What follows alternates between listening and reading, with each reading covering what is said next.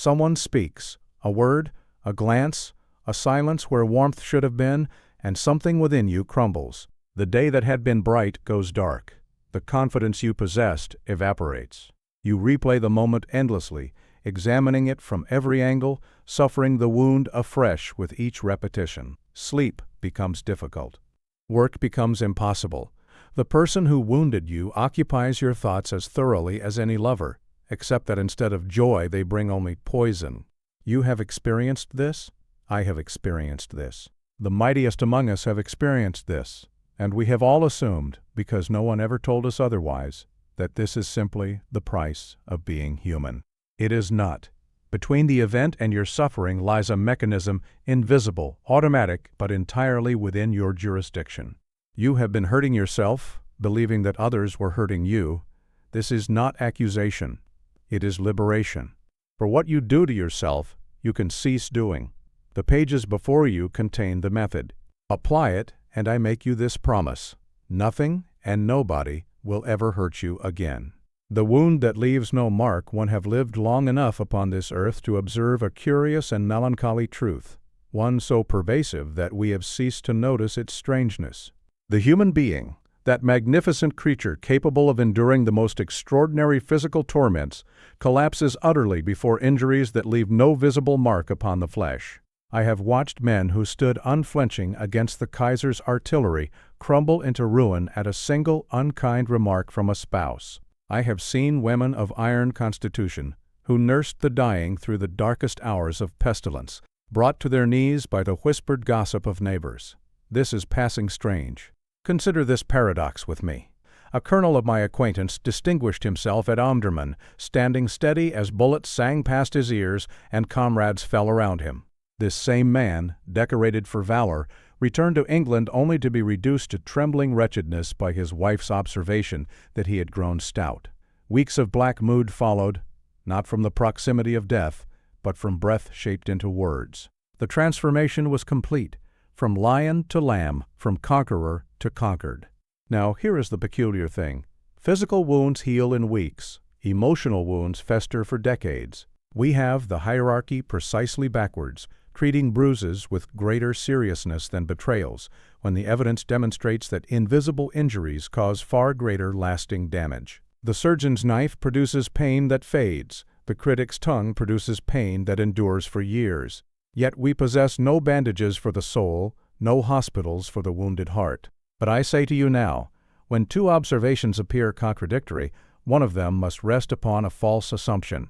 If humans can endure physical agony yet crumble before criticism, the assumption that both pains operate by identical laws must be false. They do not. Emotional suffering follows entirely different principles than physical suffering, and once you understand this, everything changes. Consider the evidence of variation. The same insult destroys one man whilst leaving another entirely unmoved. I have observed this countless times in Parliament. Identical words from the dispatch box produce fury in one member and amusement in another. The words themselves possess no inherent wounding power. The wound arises from something the receiver brings to the encounter. This is not theory. This is observable fact. What, then, are we to conclude? If our vulnerability to emotional wounds were truly inherent, woven into the very fabric of human nature, it would be universal and invariable. Since it is neither, we must ask the question that opens everything.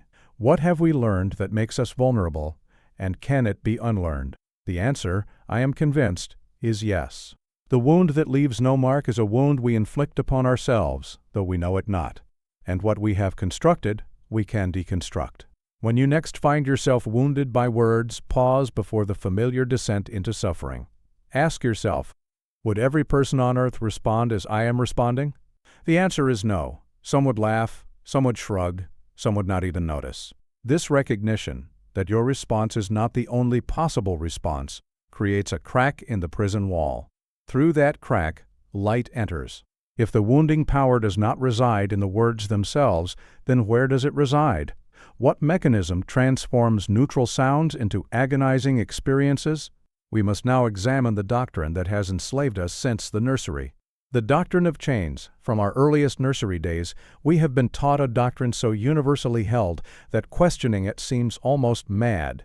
We are taught that our pain comes from without, that the cruel word wounds us, that the rejection harms us, that others possess some magical power to reach inside our very souls and there inflict their violence directly upon our hearts. We speak as though this were simple fact, as self-evident as the rising of the sun. I say to you plainly, this doctrine is a formula for slavery. So long as you believe that others hold the key to your contentment, you remain perpetually at their mercy. You become a ship without rudder, tossed about by every gust of another's mood. The world becomes populated not with fellow human beings, but with potential tormentors, each carrying the instrument of your destruction. This is bondage. Think of it this way. A gentleman crosses the Channel, journeys to Paris, dines upon the finest cuisine, views the treasures of the Louvre, and returns home in splendid spirits, only to have his entire felicity demolished by a single raised eyebrow from his butler. Are we truly to believe the butler possesses greater power over this gentleman's happiness than the accumulated glories of Western civilization?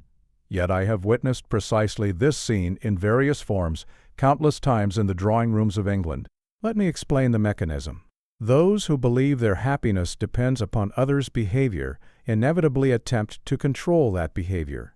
They exhaust themselves ensuring spouses remain attentive, colleagues remain respectful, society at large remains approving, but controlling others is as impossible as commanding the tides. The effort exhausts, the failure demoralizes, the dependency deepens. They might as well legislate the movements of clouds. Now I ask you to consider a reversal of language that reveals a reversal of truth. What we call being hurt by someone is more accurately described as hurting ourselves in response to someone's actions. The grammatical structure of our language conceals this truth, but truth it remains. The final act of wounding is always self-inflicted. The critic sends his missiles, but you pull them into your own flesh. Here is the liberation hidden within this recognition. If the wound requires your participation to complete itself, then you possess veto power over every wound. This is not mere philosophy for the lecture hall.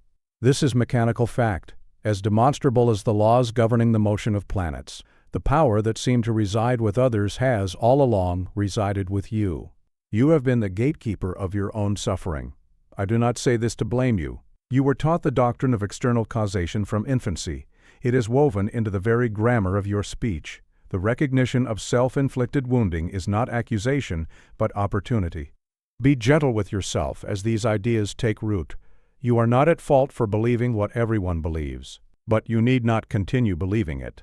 When you feel the familiar stirring of hurt, experiment with this formulation. Instead of "he hurt me," say to yourself, "I am hurting myself in response to what he did." The shift seems trivial. It is not. It relocates responsibility, and therefore power, to its proper owner. That distance between event and response is the beginning of freedom. If we cannot control others, and if attempting to do so only deepens our bondage, what alternative remains? We must turn from the impossible task of managing the world to the achievable task of mastering ourselves. The fortress within.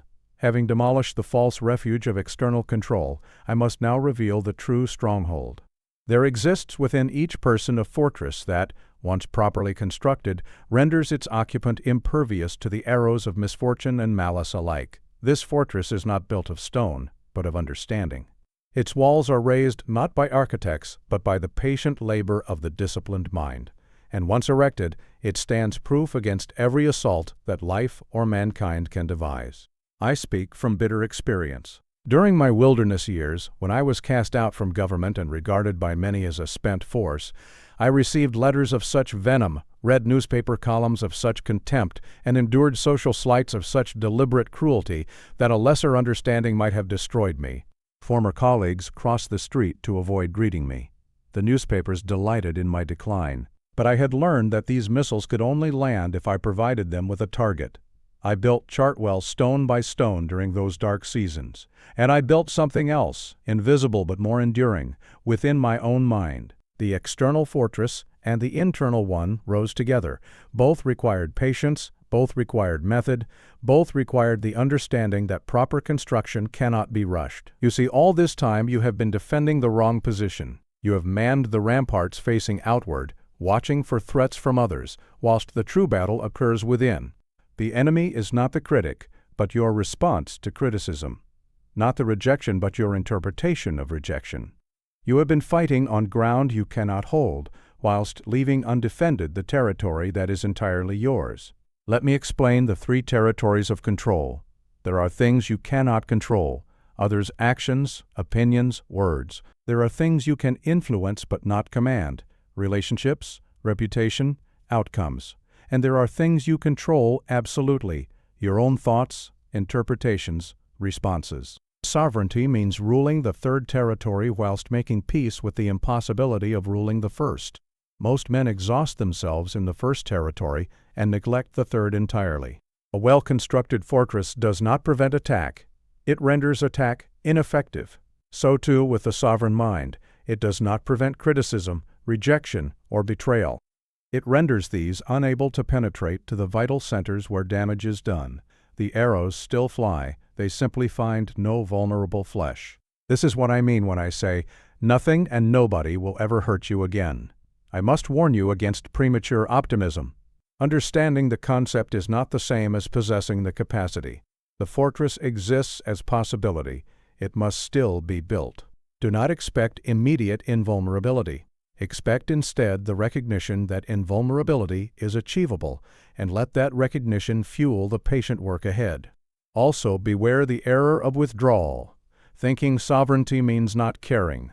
The sovereign cares deeply. He simply does not require others to behave well in order to maintain his equilibrium. Begin immediately to distinguish between the three territories. When distress arises, ask, which territory does this concern? If the source lies in the first territory, recognize that you are attempting to control the uncontrollable. Redirect attention to the third, your own response. You cannot change what was said.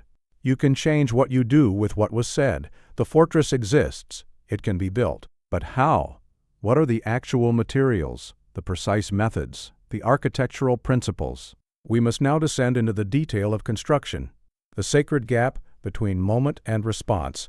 I come now to the foundational technique upon which all sovereignty rests, the discovery and cultivation of the gap between event and experience.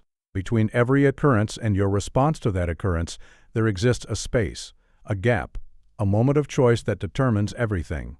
Most men live as though this gap does not exist. They experience event and response as a single, unbroken phenomenon, like lightning and thunder appearing simultaneous. But they are not simultaneous. There is a gap, however brief, and in that gap lies your entire sovereignty. This chapter teaches you to find it, widen it, and inhabit it as your permanent dwelling place. I observed in Parliament a curious phenomenon that illuminates this truth. Two members could receive identical criticism from the dispatch box, yet one would flush crimson with fury, whilst the other smiled with apparent amusement. The words were the same, the speaker was the same, the moment was the same. What differed? Only what occurred in that invisible gap between hearing and responding. One man filled the gap with outrage, the other filled it with perspective. The words determined nothing. You must understand, the gap always exists. You may not perceive it because it has collapsed through decades of disuse, but it exists nonetheless. The fact that you can sometimes catch yourself before reacting proves that the gap is real. The work before you is not to create the gap, but to recognize and expand what already exists within you. It has always been there, waiting to be discovered. Think of it this way. When you feel the first stirring of disturbance, physically pause. A single breath, deliberately taken, can transform the entire subsequent experience. This pause is not suppression. I cannot emphasize this strongly enough. It is the insertion of choice into what had been automatic reaction. You are not denying what you feel. You are deciding what to do with what you feel. The gap can be deliberately widened through repetition. Each time you successfully insert a pause, the gap becomes slightly more accessible. What once required heroic effort eventually becomes natural. I have seen this transformation in myself and in others. The man who once exploded at the slightest provocation learns, through patient practice, to observe provocations with something approaching detachment. The capacity grows. In that gap, you are king. No external force can reach you there. The event has occurred, your response has not yet been chosen. For that moment, however brief, you are entirely free. This is sovereignty in its purest form. The recognition that between stimulus and response lies a space, and in that space lies your power. Begin with minor irritations, the delayed train, the cold tea, the clerk's rudeness. When you feel the automatic reaction beginning, insert a deliberate pause. Take one conscious breath. In that breath, recognize, the event has occurred. My response has not yet been chosen. What shall I choose? You need not choose wisely at first. The victory lies simply in recognizing that choice exists. The gap has been found. But what happens within that gap? What fills the space between event and response? We must now examine the messages we receive, and our power to refuse them. The telegram you need not open. I introduce now a metaphor that shall serve you for life. Every slight, criticism, rejection, and insult arrives at your door like a telegram. The delivery boy hands you the envelope. But here is what you have never been told. Until you open that envelope, read its contents, and accept its message into your mind, it remains merely ink upon paper, no more threatening than a stone or a leaf. You are under no obligation to receive what has been sent. A telegram arrived at Chartwell during the depths of my wilderness years, its contents designed to wound. I held the envelope, felt its malicious weight, and then, rather than opening it, placed it directly into the fire. The message it contained died unread. Later I learned its author had intended to devastate me. He was confounded by my good spirits at our next encounter. "Did you not receive my telegram?" he asked. "I received it," I replied. "I did not accept it." He never understood my meaning. You shall. Consider the 4 possible responses to any telegram. First, you may refuse delivery entirely, simply not engaging at all with the sender's attempt. Second, you may accept the envelope, but leave it unopened, acknowledging the attempt without absorbing its contents. Third, you may open, read, and reject the contents, considering the claims and dismissing them as without merit. Fourth, you may open, read, accept, and act upon the contents. This last response is the automatic mode of the undefended mind. You must understand this distinction. The sending does not equal the receiving. Others may dispatch whatever telegrams they wish. This lies in the first territory, beyond your control. But reception lies entirely in the third territory, within your absolute jurisdiction. No telegram enters your mental residence without your permission. The door is yours to open or to keep shut. When a telegram arrives, the sovereign asks, "Does this message deserve acceptance? Does its content merit residence in my mind?" Most telegrams, upon examination, deserve immediate consignment to flames. They are the ravings of the ignorant, the projections of the wounded, the manipulations of the malicious. Why grant them lodging in the sacred chambers of your consciousness? But I must add a qualification. Not all critical telegrams are worthless. Some contain genuine information useful for improvement. The sovereign discriminates. If there is truth in the message, extract it and discard the remainder. If there is no truth, discard the whole. The question is never whether the telegram was sent, that is, beyond your control. The question is always what you shall do with what has arrived. That is entirely within your power. I warn you against using this metaphor to justify arrogance, refusing all feedback, including that which might genuinely improve you. The sovereign discriminates. He does not simply reject everything. Nor should you believe that refusing a telegram means pretending it was never sent. You can acknowledge that someone attempted to wound you without accepting the wound. Recognition and reception are entirely different matters. When criticism arrives, visualize it as a telegram in your hand. Before automatically opening and accepting its contents, pause and ask, "Do I wish to receive this? What would happen if I simply did not?" Experiment with the various responses. The mere recognition that reception is optional begins to transform your experience entirely. We have established that you need not open every telegram. But what happens when you do open one and find your mind beginning to suffer? What exactly occurs in that moment of pain? We must examine the alchemy of interpretation. The telegram you need not open, I introduce now a metaphor that shall serve you for life. Every slight, criticism, rejection, and insult arrives at your door like a telegram. The delivery boy hands you the envelope. But here is what you have never been told. Until you open that envelope, read its contents, and accept its message into your mind, it remains merely ink upon paper, no more threatening than a stone or a leaf. You are under no obligation to receive what has been sent. A telegram arrived at Chartwell during the depths of my wilderness years, its contents designed to wound. I held the envelope, felt its malicious weight, and then, rather than opening it, placed it directly into the fire. The message it contained died unread.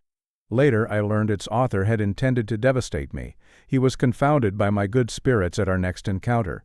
"Did you not receive my telegram?" he asked. "I received it," I replied. I did not accept it. He never understood my meaning. You shall. Consider the 4 possible responses to any telegram. First, you may refuse delivery entirely, simply not engaging at all with the sender's attempt. Second, you may accept the envelope but leave it unopened, acknowledging the attempt without absorbing its contents. Third, you may open, read, and reject the contents, considering the claims and dismissing them as without merit. Fourth, you may open, read, accept, and act upon the contents. This last is the automatic mode of the undefended mind. You must understand this distinction. The sending does not equal the receiving. Others may dispatch whatever telegrams they wish. This lies in the first territory, beyond your control. But reception lies entirely in the third territory, within your absolute jurisdiction. No telegram enters your mental residence without your permission. The door is yours to open or keep shut. When a telegram arrives, the sovereign asks, "Does this message deserve acceptance? Does its content merit residence in my mind?" Most telegrams, upon examination, deserve immediate consignment to flames. They are the ravings of the ignorant, the projections of the wounded, the manipulations of the malicious. Why grant them lodging in the sacred chambers of your consciousness? But I must add a qualification. Not all critical telegrams are worthless. Some contain genuine information useful for improvement. The sovereign discriminates. If there is truth in the message, extract it and discard the remainder. If there is no truth, discard the whole. The question is never whether the telegram was sent.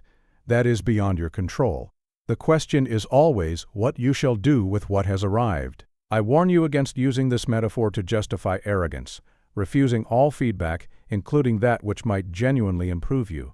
The sovereign discriminates. He does not simply reject everything. Nor should you believe that refusing a telegram means pretending it was never sent. You can acknowledge that someone attempted to wound you without accepting the wound. Recognition and reception are entirely different matters. We have established that you need not open every telegram. But what happens when you do open one, and find your mind beginning to suffer? What exactly occurs in that moment of pain? We must examine the alchemy of interpretation. The alchemy of meaning. I come now to reveal the mechanism by which neutral events become agonizing experiences. Between the event and your suffering lies a story, a meaning you assign to what has occurred. The insult means you are worthless, the rejection means you are unlovable, the failure means you will never succeed. But here is the peculiar thing. These meanings are not contained within the events themselves. They are added by you, projected onto neutral circumstances like images upon a cinema screen. This discovery transforms everything. For what you have added, you can subtract. The alchemy runs both ways. Consider this illustration. 2 men are passed over for the same promotion. One concludes, "I am not valued. My work means nothing. I shall never advance." He descends into bitter resentment that poisons months of his life. The other concludes, "The decision-makers saw something I did not. There is information here for my improvement." He requests feedback and adjusts his approach. The event was identical. The interpretations were opposite. The subsequent lives diverged entirely. Neither meaning was contained in the promotion decision itself. Both were added by the interpreters. You see, every time you suffer emotionally, you are telling yourself a story about what the event means. This story is so rapid, so automatic, that you do not notice its occurrence. You believe you are responding to the event when in fact you are responding to your interpretation of the event. The distinction is everything. When suffering occurs, ask yourself the revelation question: what am I telling myself this means? The answer, once you catch it, reveals the true source of your pain. The rejection does not hurt. Your belief that rejection means unworthiness hurts. The criticism does not wound. Your interpretation that criticism confirms your inadequacy wounds. Catch the story, and you have found the culprit. Now, apply the alternative meaning test. For any event, can you construct an interpretation that would produce less suffering? If yes, and the answer is invariably yes, then you have proven something of immense importance. Your suffering is not caused by the event, but by your chosen interpretation of it. What seems like fact reveals itself as selection. You are the author of the stories you tell about your life. Authors can revise. You are not merely the reader of your experience, but its writer. This recognition returns creative power to its rightful owner, yourself. The pen has always been in your hand, you simply did not know it. I must warn you against superficial positive thinking, replacing genuine interpretations with false ones. The goal is not to convince yourself that criticism is actually praise. The goal is to recognize that your interpretation is a choice among possibilities, not a fact delivered by the event itself. The difference is subtle, but essential. We seek truth, not delusion. But truth includes the truth that meaning is made, not given. We now possess the complete architecture, the gap, the telegram principle, and the alchemy of interpretation. What remains is the patient work of construction. But what happens when we attempt to apply these principles and discover that old patterns resist with unexpected tenacity? The 6 stages of the sovereign's journey. I must now map the entire journey from vulnerability to sovereignty, identifying the 6 definite stages through which mastery develops. Like military operations, transformation proceeds through phases, each building upon its predecessor, none to be skipped. Understanding this progression prevents the common error of expecting advanced results from preliminary efforts. It provides you with a reliable map against which to measure progress. The training of a cavalry officer proceeds through definite stages. First, he learns to sit a horse at walk, then at trot, then at canter, then at gallop, then under simulated fire. No sensible commander would thrust a novice into battle, nor would a sensible novice believe himself ready for it. Yet in matters of emotional mastery, we expect instant results from initial awareness. This is folly. The first stage I call the awakening of awareness. Here you recognize that reaction is not identical to event, that a gap exists, that you have been an unwitting collaborator in your own suffering. Most people never reach even this stage. If you are reading this, you have begun. The second stage is the study of mechanism, detailed observation of your own reactive patterns. Where does disturbance first appear? What thoughts arise? What stories does the mind construct?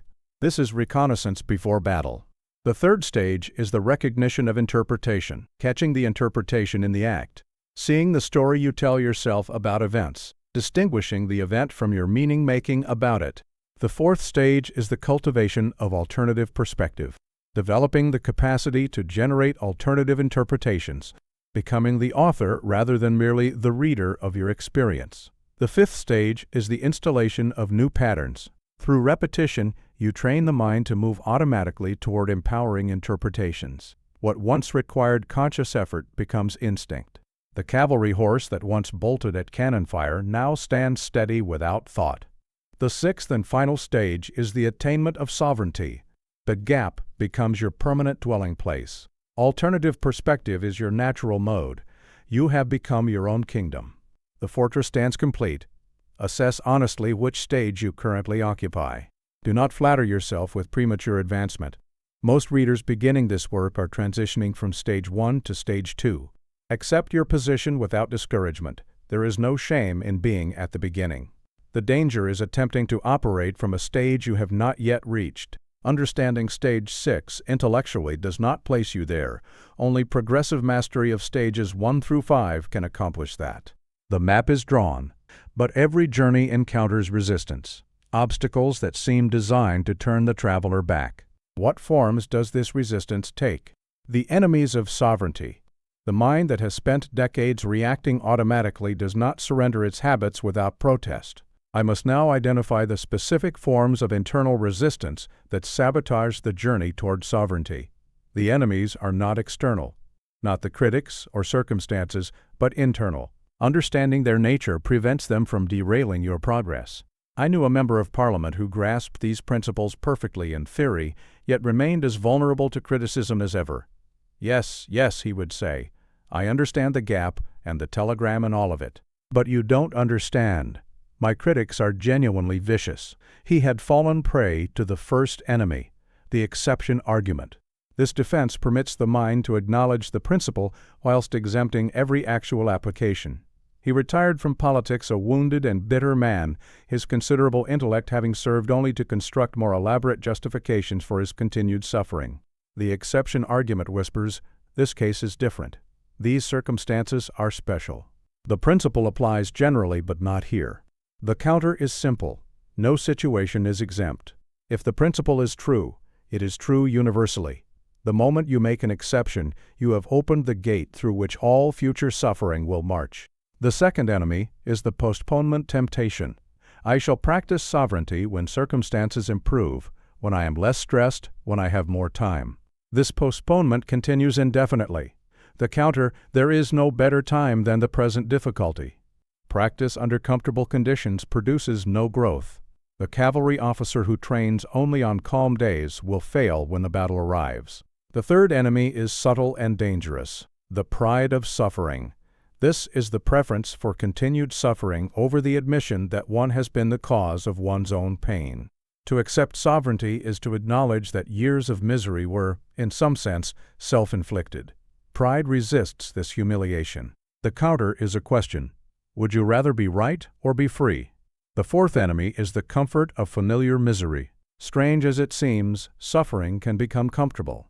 The patterns are known, the responses are practiced. There is a perverse security in victimhood. Sovereignty requires venturing into unknown territory. The counter, familiar misery is still misery. Comfort purchased at the price of freedom is no bargain. When you find yourself failing to apply what you have learned, identify which enemy is active. The mere identification often dissolves the resistance. Say to yourself, this is enemy 2, attempting to postpone my practice. I recognize the tactic and refuse to comply. Making the resistance explicit reduces its power. The enemies are identified. But before we can defeat them reliably, we must know the territory they defend. What exactly happens within us when provocation occurs? The art of inner reconnaissance. Before you can govern a territory, you must know its features. This chapter teaches the detailed observation of your own reactive patterns, the intelligence gathering that must precede any successful campaign. Where does the first stirring of disturbance appear? What sensations arise in the body? What thoughts follow? What stories does the mind construct? Without this knowledge, you fight blind. With it, you fight strategically. A general who does not know the ground upon which he fights is defeated before battle begins. In the Boer War, I observed commanders who had studied their maps with precision and those who had not. The former knew where cover could be found, where the enemy might hide, where advantage might be pressed. The latter stumbled into ambush after ambush. Your psyche is a landscape as mappable as the African veldt. The skilled sovereign knows every ridge and valley of his inner terrain. Every reaction follows a sequence. The usual pattern proceeds thus: event, then bodily sensation, then initial thought, then elaborating story, then emotional intensification, and finally behavioral response. Understanding your specific sequence enables intervention at the earliest possible point, before the cascade has gathered momentum. For most people, the body signals disturbance before the mind becomes conscious of it. A tightening in the chest, a flush of heat, a constriction in the throat, these are your early warning signs. Learn yours. They are the sentries who can alert you to approaching danger whilst intervention remains easy. After the bodily sensation comes the first thought. This thought is crucial. It sets the direction for all that follows. He is attacking me. She thinks I am worthless. They are excluding me. Catch this thought. It is the seed from which the entire tree of suffering grows. Intervene here, and you prevent the forest.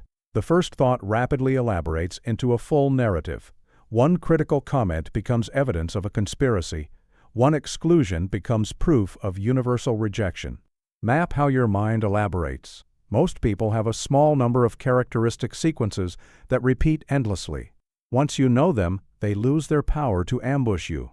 After your next significant reactive episode, sit quietly and trace the sequence backwards. What was the behavioral response? What emotions preceded it? What story was your mind telling? What was the first thought? What bodily sensations appeared? What was the actual event? This reverse engineering reveals your reactive architecture. Conduct the analysis afterwards, when calm has returned. Attempting reconnaissance during the battle itself is generally impossible. And observe without judgment. The reconnaissance is for information, not condemnation. Observe as a scientist observes, without editorial comment. The map is complete, the enemies are identified, the inner terrain is known. Now we must bring all elements together into unified practice. The single principle that conquers all. I must now reveal a truth that simplifies everything. All forms of emotional vulnerability, whether to criticism, rejection, betrayal, failure, or any other provocation, share a single common root. The particular triggers may vary, but the underlying mechanism is identical. This recognition transforms what seemed like many separate battles into a single campaign. Master the principle once, and you have mastered all its manifestations. The common root is this: the belief that your well-being depends upon conditions beyond your control. Whether the trigger is criticism or rejection, betrayal or failure, your distress arises from the same source. Believing your contentment requires something in the first territory, that realm you cannot govern. A sovereign who controls only the capital whilst the provinces remain in rebellion can never rest secure. I observed such a man. He had mastered his response to criticism but remained utterly vulnerable to rejection. When criticized, he stood firm. When excluded, he crumbled. He believed he faced two different problems when in fact he faced one problem, manifesting in two ways. Once he understood this, his progress accelerated dramatically. The same fortress wall that deflected criticism also deflected rejection. He had merely failed to extend it. Ask yourself, what do criticism, rejection, betrayal, and failure have in common? In each case, your distress arises from believing your well-being depends upon something outside your control. Others' opinions, others' acceptance, others' loyalty, particular outcomes. Remove that dependency, and the trigger loses its power. All of it. When you no longer require others' approval for your contentment, criticism becomes irrelevant. When you no longer require inclusion for your peace, rejection loses its sting. When you no longer require constancy for your security, betrayal cannot destroy you. One principle, universal application. The fortress need not be rebuilt for each new threat. Properly constructed, it stands proof against every assault. I have observed a curious phenomenon. Sovereignty developed in one domain transfers naturally to others. The mental muscles strengthened through handling criticism are the same muscles that handle rejection. Progress in any area accelerates progress in all areas. Each victory reinforces the walls everywhere. True sovereignty requires that the wall extend around the entire perimeter, not merely the sections currently under attack. Identify your vulnerable provinces and extend your defenses before assault arrives. Do not wait for the siege to discover which walls remain unbuilt. List the categories of provocation to which you remain vulnerable. For each, identify what you are depending upon for your well-being. Then apply the sovereign principle to each. My well-being does not depend upon this external condition. The method is identical in every case. Only the specific content changes. The principle unifies all defense, but sovereignty does more than protect. It transforms. What happens to your relationships when you no longer need others to behave well for your well-being? The single principle that conquers all. I must now reveal a truth that simplifies everything. All forms of emotional vulnerability, whether to criticism, rejection, betrayal, failure, or any other provocation, share a single common root. The particular triggers may vary endlessly, but the underlying mechanism is identical in every case. This recognition transforms what seemed like many separate battles into a single campaign. Master the principle once, and you have mastered all its manifestations. The common root is this: the belief that your well-being depends upon conditions beyond your control.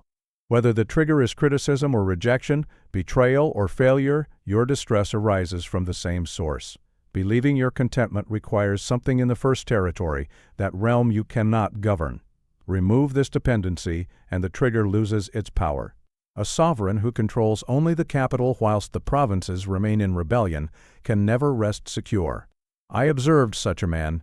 He had mastered his response to criticism, but remained utterly vulnerable to rejection. When criticized, he stood firm as Gibraltar.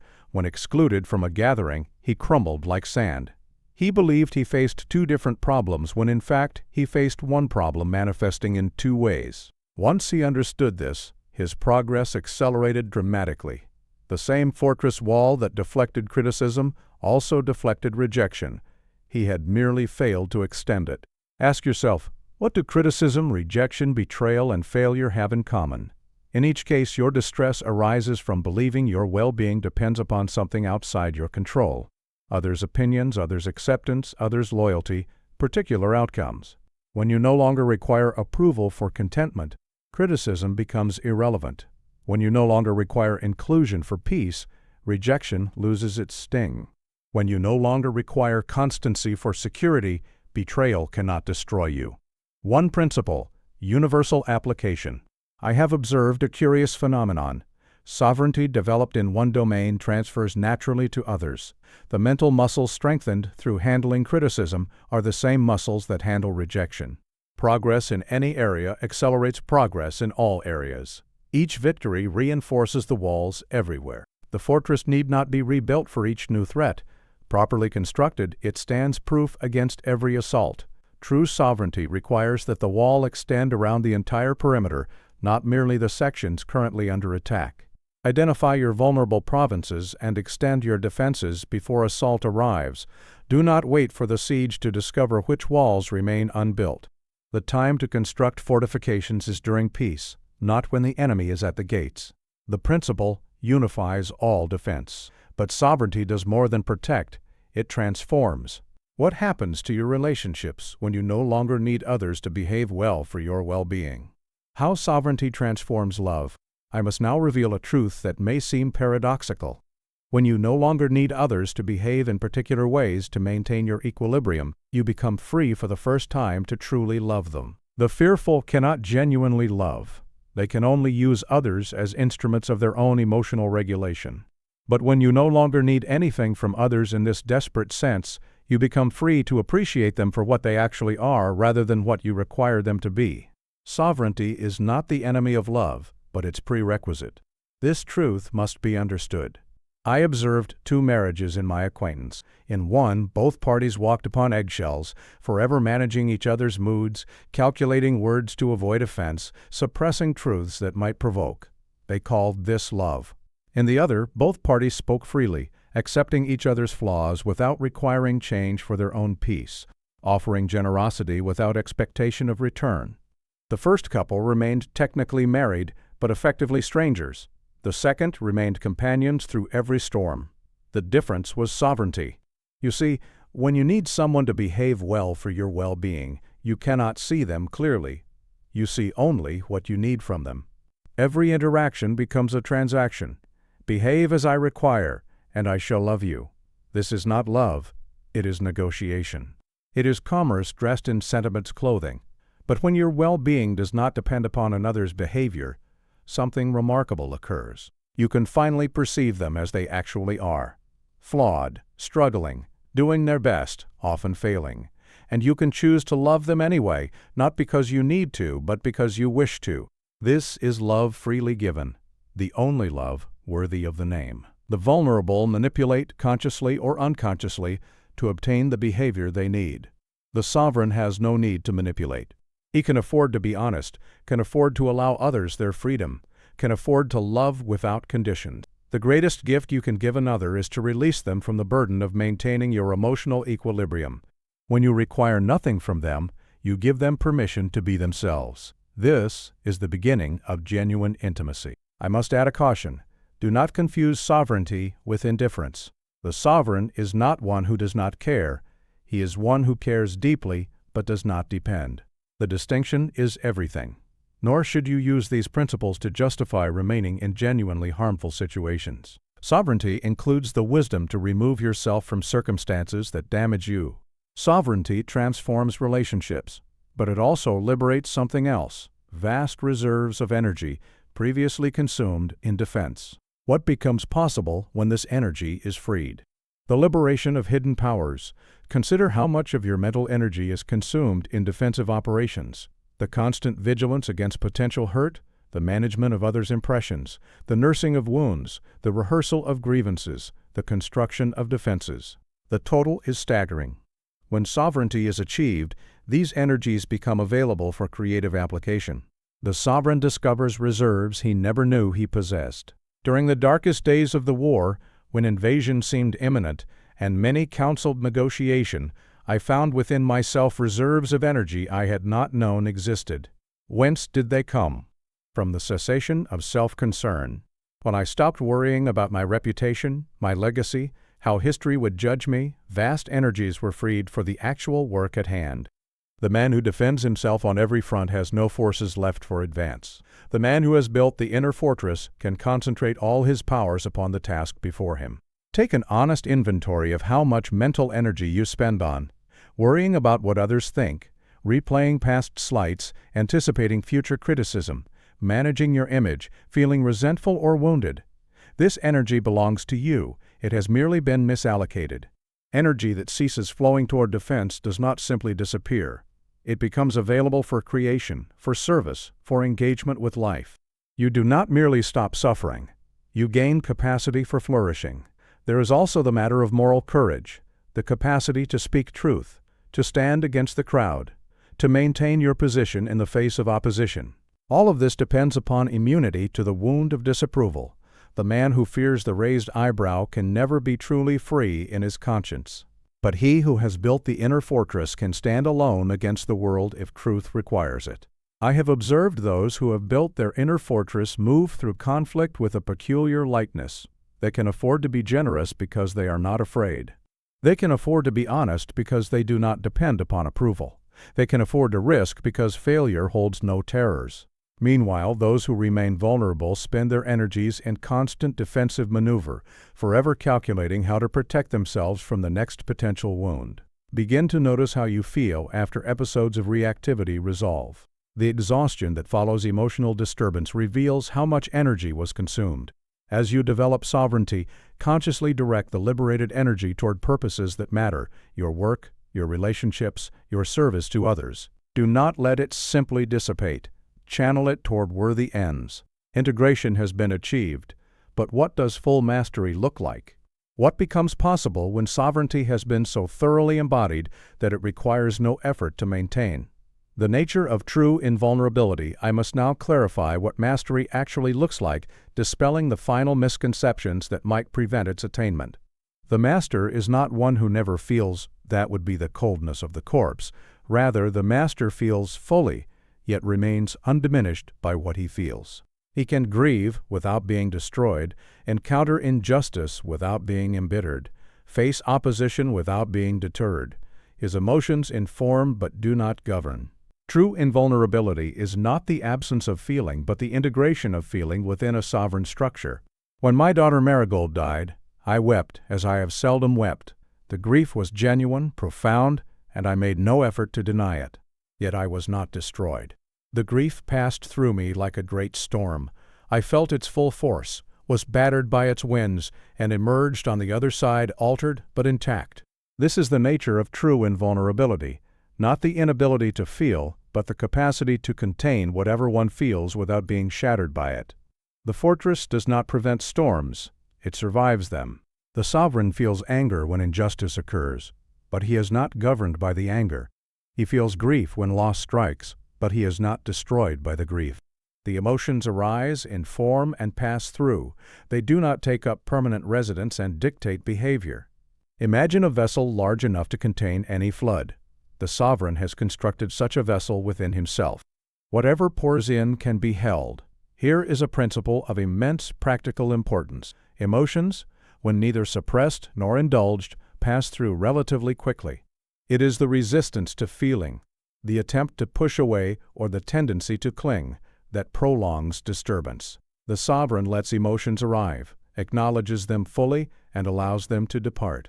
What remains is himself undiminished. True mastery combines maximum sensitivity with maximum stability. The sovereign perceives subtly, he is not numb, yet he is not destabilized by what he perceives. This combination is the highest development of human emotional capacity. When strong emotion arises, neither push it away nor elaborate upon it. Simply allow it to be present. Say to yourself, "This is what anger feels like. This is what grief feels like. It is passing through." I warn you against using these concepts to justify suppression disguised as sovereignty. If you find yourself claiming not to feel when you actually do feel, you have fallen into error. The goal is not to stop feeling, but to stop being governed by feeling. The difference is subtle but essential. We have clarified what mastery is. But mastery is not merely personal achievement. It carries responsibility. What does the sovereign owe to civilization? The sovereign as pillar of civilization. Each individual who achieves sovereignty becomes a pillar upon which civilization itself may rest. In times of crisis, when weaker structures crumble under pressure, the sovereign stands. The freedoms we cherish, the institutions we have built, the progress we have achieved, all depend ultimately upon individuals capable of bearing weight without breaking. Your journey toward sovereignty is not merely for your own benefit, it is a contribution to the common good. When the German bombs fell upon London and half the Cabinet Council negotiation, what enabled certain men to stand firm? It was not that they lacked fear. They feared as greatly as any. It was that their sense of self did not depend upon survival, upon approval, upon comfortable outcomes. They had built the inner fortress long before the external crisis arrived. When the test came, they were ready. Nations stand or fall on such individuals. You may become one of them. Every institution, every freedom, every achievement of civilization rests upon individuals who could be counted upon when counting mattered. Democracy requires citizens who will speak truth though it be unpopular. Justice requires judges who will rule rightly though pressured to rule wrongly. Progress requires pioneers who will advance though the crowd mocks. Where do such people come from? They come from the ranks of the sovereign. The sovereign's influence extends far beyond himself.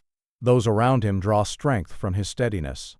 His example demonstrates what is possible. His courage permits others to find their own courage.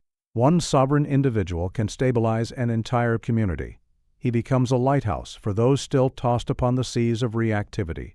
He does not preach. His mere existence demonstrates that another way of being is possible. In crisis, everything depends upon those who can bear weight without breaking. The sovereign develops this capacity through his practice. When the test arrives, and it always arrives, he is prepared. Begin to see your development of sovereignty as a form of service. Each time you successfully hold the gap, you strengthen not only yourself but the fabric of civilization. Ask yourself, in what domain might your steadiness serve others? Perhaps it is in your family, your profession, your community. Prepare yourself now for the role you may be called to play. The time to build the fortress is before the siege arrives. The purpose is clear. The destination is understood. We return now to the beginning, to the promise with which we started, to complete the circle. The promise fulfilled. We return now to the paradox with which we began, that the creature capable of extraordinary physical endurance remains so vulnerable to invisible wounds. The answer is now clear. The vulnerability was never inherent. It was learned. It was conditioned, and what has been conditioned can be unconditioned. The promise is fulfilled. Nothing and nobody will ever hurt you again. This is not metaphor. This is not exaggeration. This is literal truth available to every reader who has undertaken this journey with serious intent. I conclude with my own testimony. There was a time when I could be devastated by a newspaper column, wounded by a snub at dinner, crushed by rejection from my own party. Those days are distant now. The attacks have not ceased. If anything, they have intensified over the years, but their capacity to wound me has evaporated entirely. The same words that once could ruin a month now pass through me like light through glass, leaving no mark. If I can reach this shore, so can you. The power that others seem to hold over you was always an illusion, a trick of perception that dissolves the moment you learn to see clearly. The wounding power was never in them, it was in your response to them. Change the response, and the power vanishes. Physical resilience is largely given by nature. Emotional vulnerability is constructed by conditioning. What has been constructed can be deconstructed. The mystery is no longer mysterious. Sovereignty is not a foreign acquisition, but the recovery of something that was always yours. You were born sovereign. Conditioning took it from you. This work returns what was stolen. You are coming home to yourself. The fortress can be built. The sovereignty can be claimed. As you close this book and enter your life transformed, carry with you these essentials. The gap exists between event and response. Find it and widen it. Every telegram can be refused. You choose what to accept. Every interpretation can be revised.